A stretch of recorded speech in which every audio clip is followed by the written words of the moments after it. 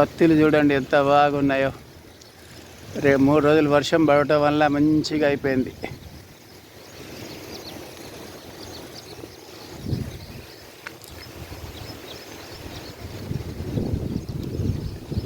పల్లెటూరులో ఎంత విశాలంగా ఉంటుంది.